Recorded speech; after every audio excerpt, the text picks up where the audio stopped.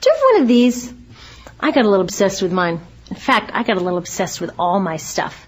Have you ever wondered where all the stuff we buy comes from and where it goes when we throw it out? I couldn't stop wondering about that, so I looked it up.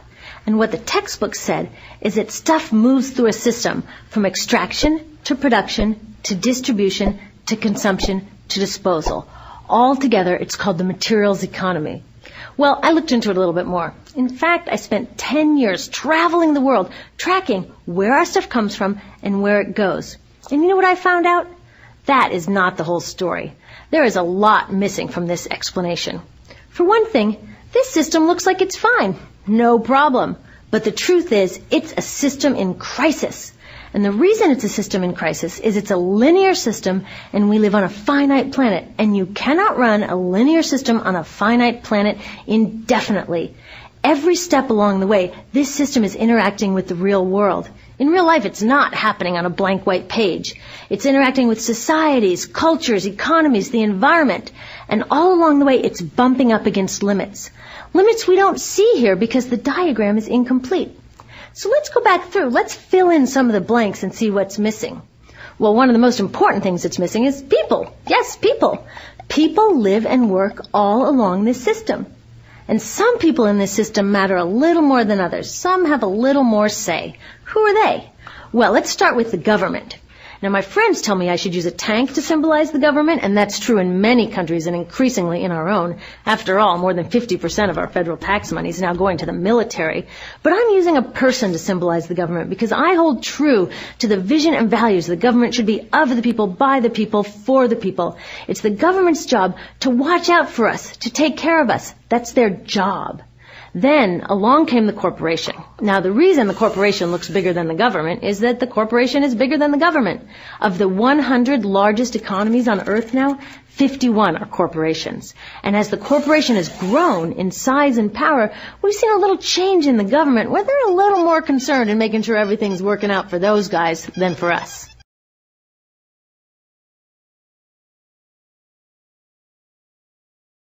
Okay, so let's see what else is missing from this picture. We'll start with extraction, which is a fancy word for natural resource exploitation, which is a fancy word for trashing the planet. What this looks like is we chop down the trees, we blow up mountains to get the metals inside, we use up all the water, and we wipe out the animals. So here we are running up against our first limit. We are running out of resources. We are using too much stuff. Now, I know this can be hard to hear, but it's the truth, so we've got to deal with it.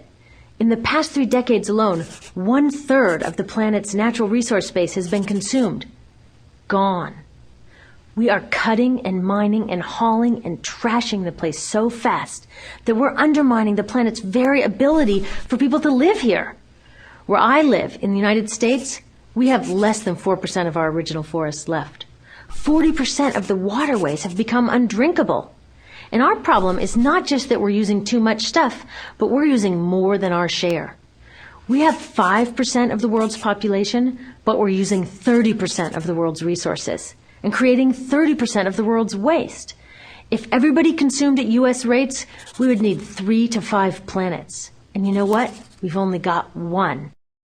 So my country's response to this limitation is simply to go take somebody else's. This is the third world, which some would say is another word for our stuff that somehow got on somebody else's land. So what does that look like? The same thing, trashing the place. 75% of global fisheries now are fished at or beyond capacity. 80% of the planet's original forests are gone. In the Amazon alone, we're losing 2,000 trees a minute. That is 7 football fields a minute. And what about the people who live here? Well, according to these guys, they don't own these resources, even if they've been living there for generations. They don't own the means of production, and they're not buying a lot of stuff. And in this system, if you don't own or buy a lot of stuff, you don't have value.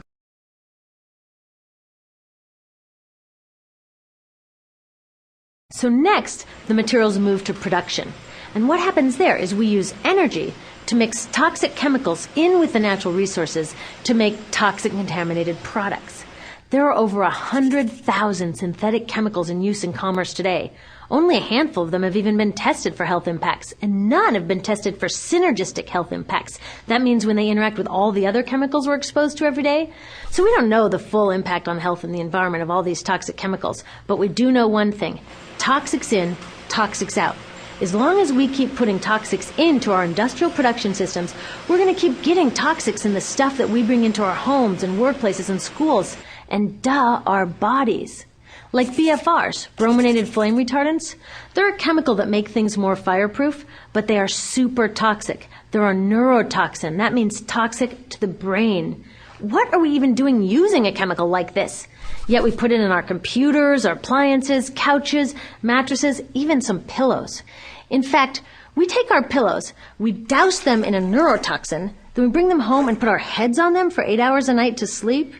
Now, I don't know, but it seems to me in this country with so much potential, we could think of a better way to stop our heads from catching on fire at night. Now, these toxics build up the food chain and concentrate in our bodies.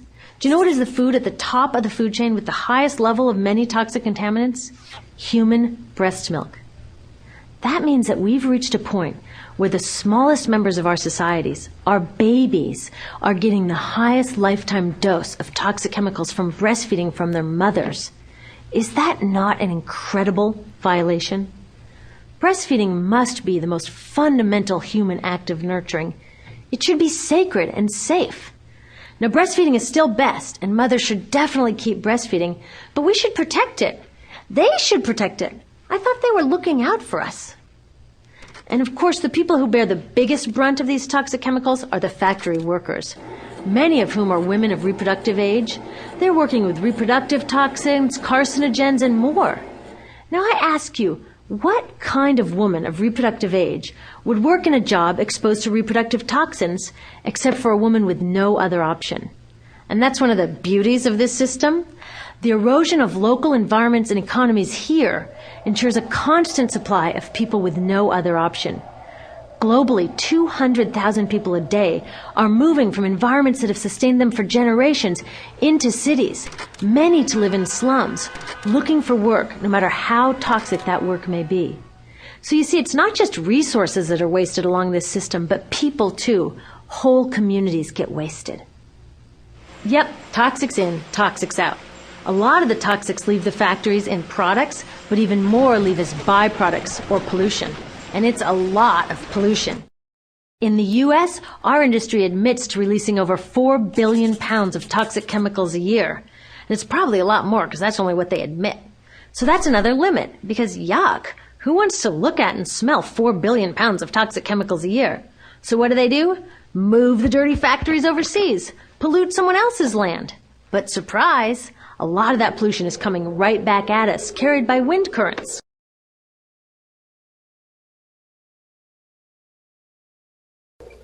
So what happens after all these natural resources are turned into products?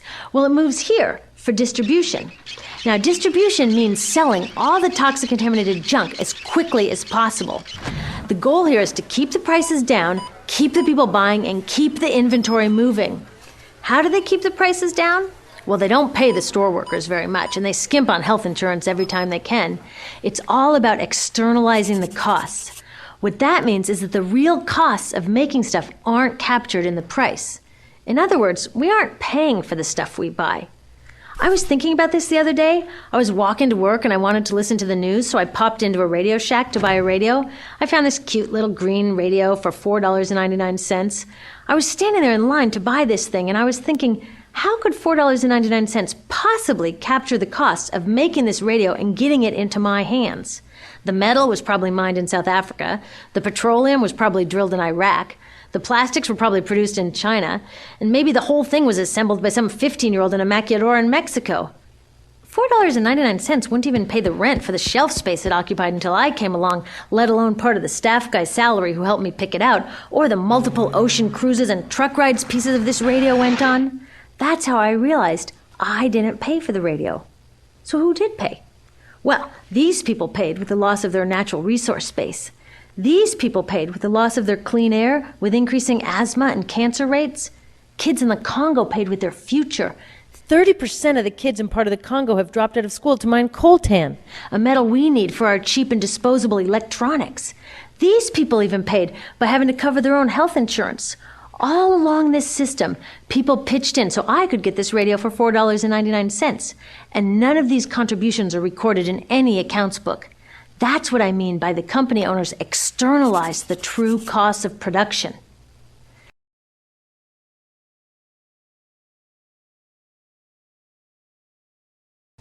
And that brings us to the golden arrow of consumption. This is the heart of the system, the engine that drives it. It is so important that protecting this arrow has become the top priority for both of these guys. That's why after 9/11, when our country was in shock, and President Bush could have suggested any number of appropriate things, to grieve, to pray, to hope. No, he said to shop, to shop. We have become a nation of consumers.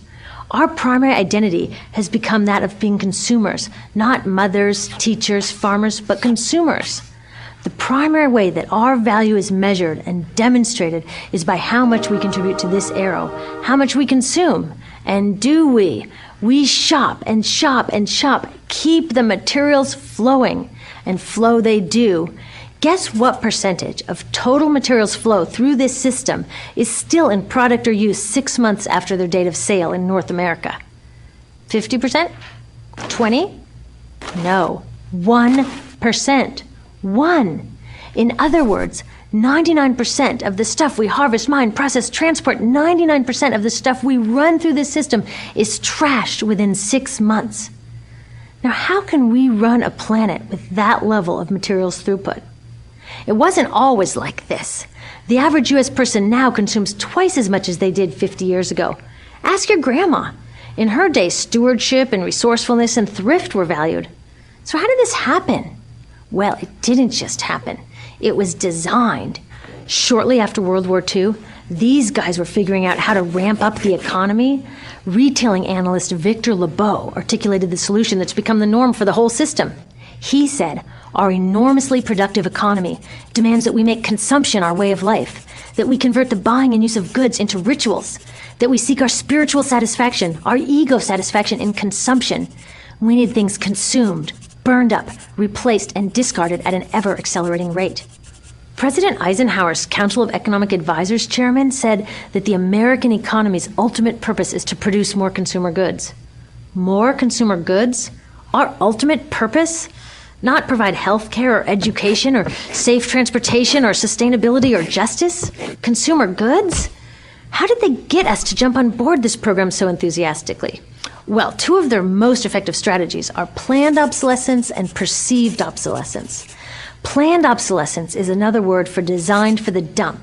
It means they actually make stuff to be useless as quickly as possible, so we'll chuck it and buy a new one. It's obvious with things like plastic bags and coffee cups, but now it's even big stuff. Mops, DVDs, cameras, barbecues even, everything. Even computers. Have you noticed that when you buy a computer now, the technology is changing so fast that in just a couple of years, it's actually an impediment to communication? I was curious about this, so I opened up a big desktop computer to see what was inside. And I found out that the piece that changes each year is just a tiny little piece in the corner. But you can't just change that one piece because each new version is a different shape. So you gotta chuck the whole thing and buy a new one. So I was reading industrial design journals from the 1950s when planned obsolescence was really catching on. These designers are so open about it.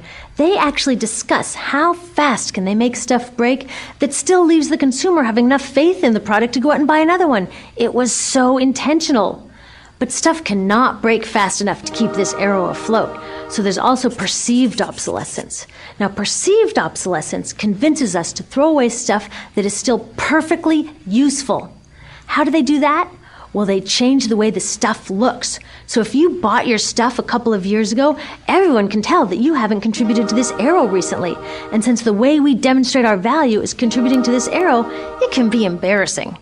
Like, I've had the same fat white computer monitor on my desk for 5 years. My coworker just got a new computer. She has a flat, shiny, sleek monitor. It matches her computer, it matches her phone, even her pen stand. She looks like she's driving in Spaceship Central, and I look like I've got a washing machine on my desk. Fashion is another prime example of this. Have you ever wondered why women's shoe heels go from fat one year to skinny the next to fat to skinny? It's not because there's some debate about which heel structure is the most healthy for women's feet. It's because wearing fat heels in a skinny heel year shows everybody that you haven't contributed to that era as recently, so you're not as valuable as that person in skinny heels next to you, or more likely in some ad. It's to keep us buying new shoes. Advertisements and media in general plays a big role in this. Each of us in the U.S. is targeted with over 3,000 advertisements a day. We see more advertisements in 1 year than people 50 years ago saw in a lifetime. And if you think about it, what's the point of an ad except to make us unhappy with what we have? So 3,000 times a day, we're told our hair is wrong, our skin is wrong, our clothes are wrong, our furniture is wrong, our car is wrong. We are wrong, but it can all be made right if we just go shopping. Media also helps by hiding all of this and all of this. So the only part of the materials economy we see is the shopping. The extraction, production, and disposal all happens outside of our field of vision. So in the U.S., we have more stuff than ever before, but polls show that our national happiness is actually declining. Our national happiness peaked in the 1950s, the same time that this consumption mania exploded. Interesting coincidence. I think I know why. We have more stuff, but we have less time for the things that really make us happy. Friends, family, leisure time. We're working harder than ever. Some analysts say we have less leisure time than any time since feudal society.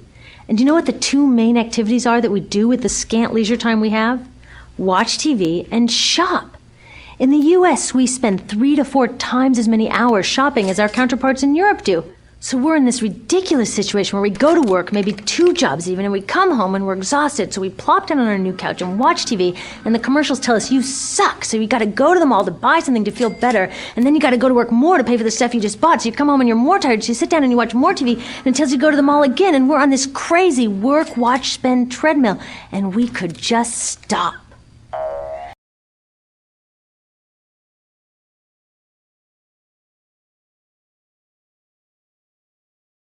So in the end, what happens to all the stuff we buy anyway? At this rate of consumption, it can't fit into our houses, even though the average house size has doubled in this country since the 1970s. It all goes out in the garbage. And that brings us to disposal. This is the part of the materials economy we all know the most because we have to haul the junk out to the curb ourselves. Each of us in the United States makes 4.5 pounds of garbage a day. That's twice what we each made 30 years ago. All of this garbage either gets dumped in a landfill, which is just a big hole in the ground, or if you're really unlucky, first it's burned in an incinerator and then dumped in the landfill. Either way, they both pollute the air, land, water, and don't forget, change the climate. Incineration is really bad. Remember those toxics back in the production stage? Well, burning the garbage releases the toxics up into the air. Even worse, it makes new super toxics, like dioxin. Dioxin is the most toxic man-made substance known to science, and incinerators are the #1 source of dioxin. That means that we could stop the #1 source of the most toxic man-made substance known just by stopping burning the trash. We could stop it today. Now, some companies don't want to deal with building landfills and incinerators here, so they just export the disposal too. What about recycling? Does recycling help? Yes, recycling helps. Recycling reduces the garbage at this end, and it reduces the pressure to mine and harvest new stuff at this end. Yes, yes, yes, we should all recycle, but recycling is not enough. Recycling will never be enough, for a couple reasons. First, the waste coming out of our houses is just the tip of the iceberg. For every 1 garbage can of waste you put out on the curb, 70 garbage cans of waste were made upstream just to make the junk in that 1 garbage can you put out on the curb. So even if we could recycle 100% of the waste coming out of our households, it doesn't get to the core of the problems. Also, much of the garbage can't be recycled, either because it contains too many toxics or it's designed not to be recyclable in the first place. Like those juice packs, where they have layers of metal and paper and plastic all smushed together, you can never separate those for true recycling.